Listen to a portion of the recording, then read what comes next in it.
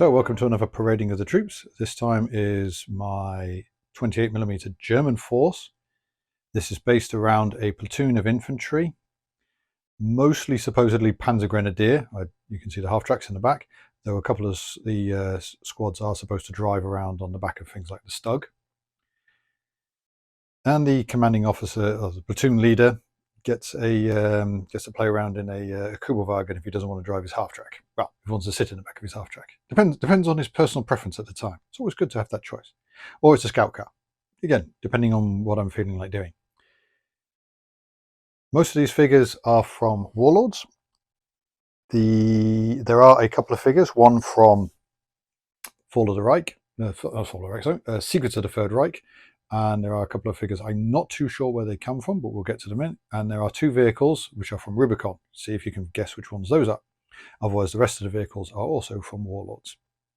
So we'll start here with the platoon leader. And yes, there are two members of the Gebirgsjäger squad in there. We'll get to that in a minute. It's basically generic grenadier sprue using the various parts to make up the weapons. So, for example, where I have the Gewehr 43s, the semi-automatic rifles, and then men with Kar-98s. So this was the platoon leader plus command team of 6 men for the purposes of battle group setup.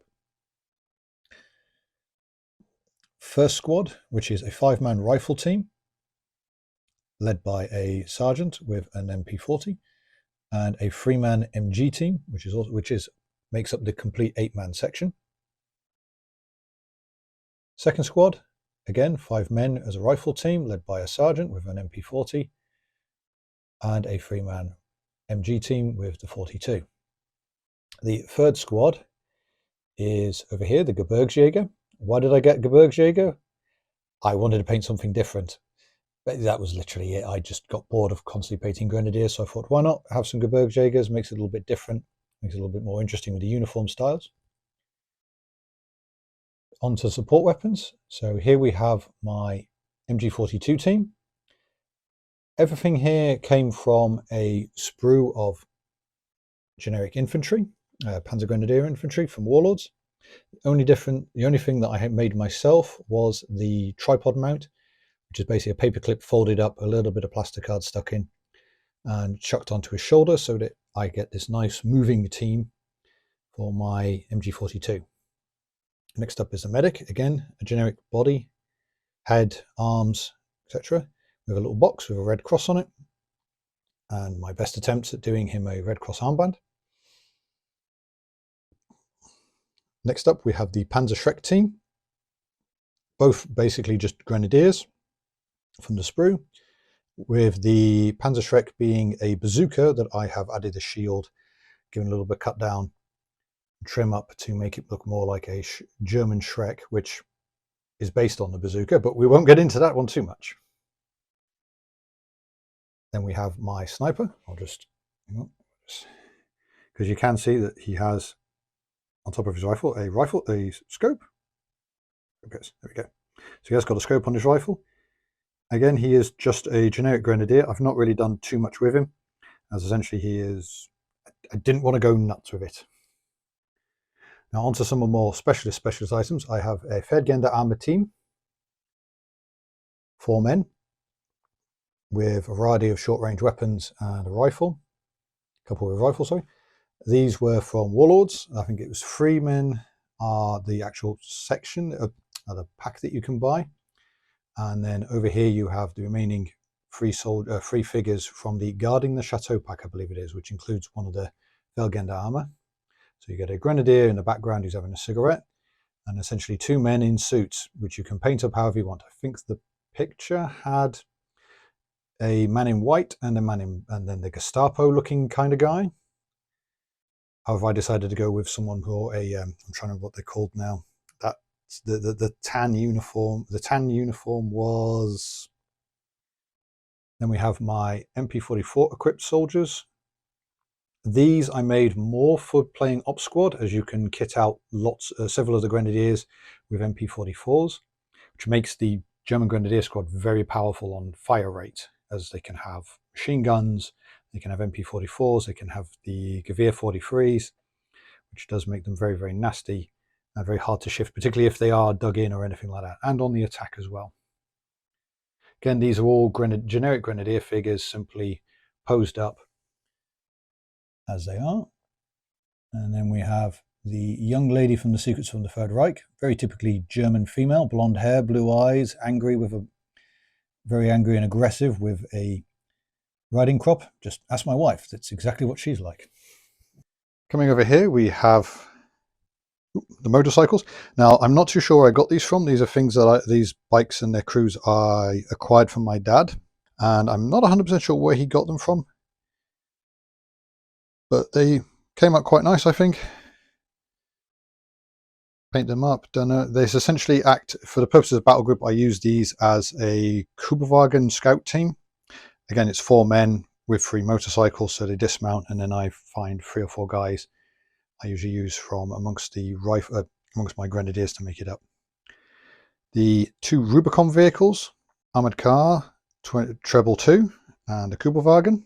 I didn't put the MG mount in it because I couldn't be bothered. I must be honest, they're very clean models, very tidy. I think they are nicer than personally, I do think these models are nicer than the Warlords ones. However, it always comes down to your personal preference. Then we have my 2 half-tracks. I went with a generic 251-1 and a 251, I have to try and remember his numbers, 9, 7. The other little toy I managed to acquire was a Stug, which rated up. As I can see, the Commando, I've actually done him with his proper Waffenfarbe in red because he's an artilleryman. Because Stugs are artillery pieces, they are not tanks. And then finally, my big toy. This is the Jagdpanther. Now, I didn't paint him, I didn't build him. I bought this as is. The barrel comes out, so you can actually put him away a bit more easily. I think I got him off eBay. I saw it for what I thought was a reasonable price, and I thought, you know what, I'll have that. I quite like it. It's nice. It's a nice color. It's different because it's designed more for the sort of winter time. It's a Gebirgsjäger work with him, essentially. If I want to do it thematically, then the Gebirgsjäger hang out with the Jagdpanther. One of the rifle squads rides around on the Stug. The command team operate out of their command half-track, and the remaining Grenadier squad runs from that. Then you've got the armored car as a reconnaissance element, and then either if I can make it up, a small section of scouts who are either operating off the motorcycles or using the Kuberwagen. Support weapons and things like that are basically puddle around wherever there's space. They join in wherever they can get a seat in the vehicles.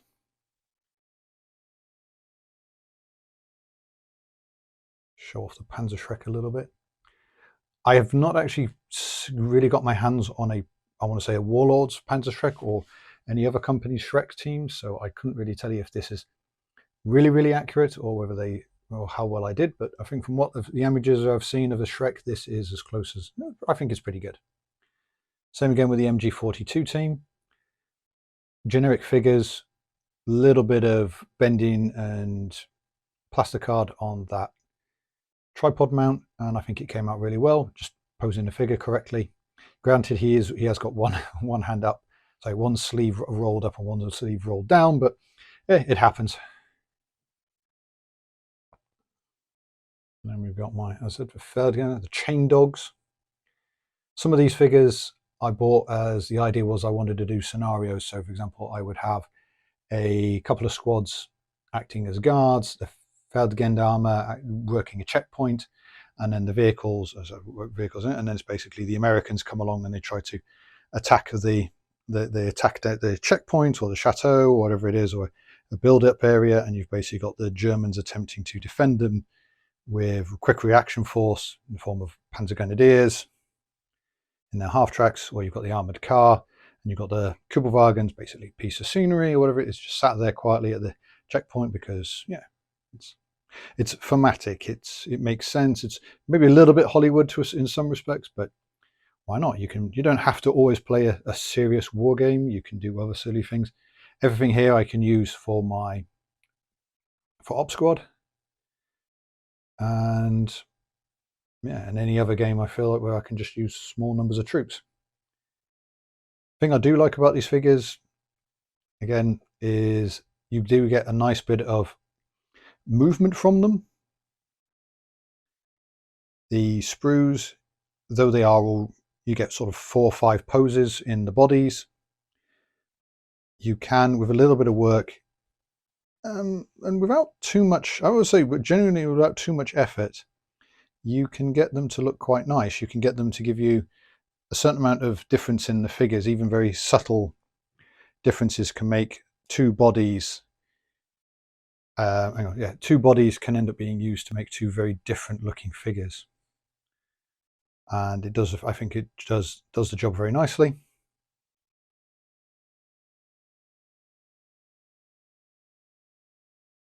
And it gives it that little bit of, like I said, it gives them that appearance of movement. It gives them that appearance of being, weird to put it this way, because they are alive, or it gives them a little bit more to them. And I think sometimes you do with certain styles of figure. Now, granted, I am a Napoleonic gamer as well, and I do like my troops to all be in marching pose.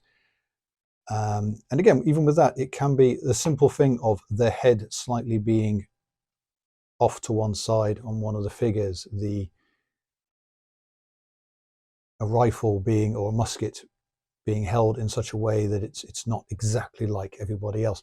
It gives you that little bit of it's a moment, it's a little piece, it's something different to each one. Right, I think we'll call it there.